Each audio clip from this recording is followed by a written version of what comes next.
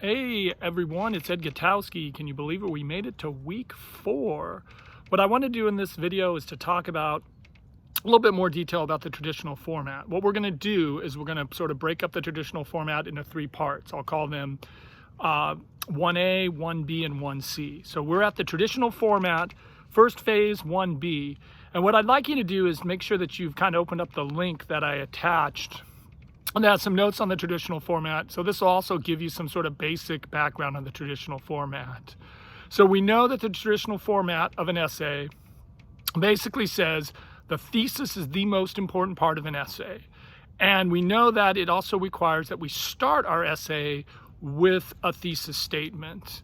And because it's the most important part of an essay and because it's the first thing that people will look when they grab your paper, there's some merit to saying, okay, we're going to start our paper with a thesis. So we know we start with a thesis, then we shift to a divided thesis, and then we add our 3 reasons, generally describing them as my first reason is my second reason, my last reason is. These 3 reasons are known as topic sentences. Now, I've read your guys' posts, I read your guys' discussion posts about the traditional format. They were fabulous, because let's be honest, there are some pros to the traditional format and there are some cons. What's the pro to the traditional format?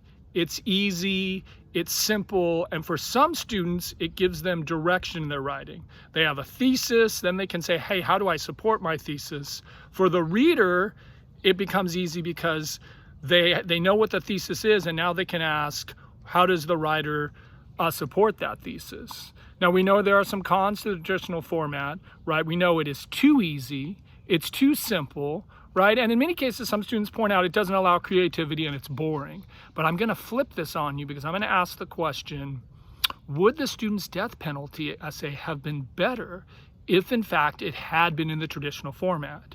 And if you think about that, if that student had had a thesis that said, you know, I'm against capital punishment. In this paper, I'm going to explain 3 reasons why I believe capital punishment is an immoral and unethical solution to the problems of crime.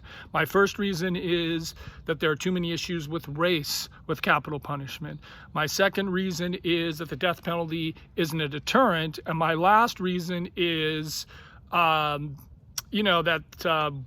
the other last reason is, I can't think off the top of my head. But if you think about it, if that student had his first paragraph in the traditional format, it would have made it easier for you to follow his ideas. So even sometimes we don't like the traditional format, I think it really can help students in many, many instances.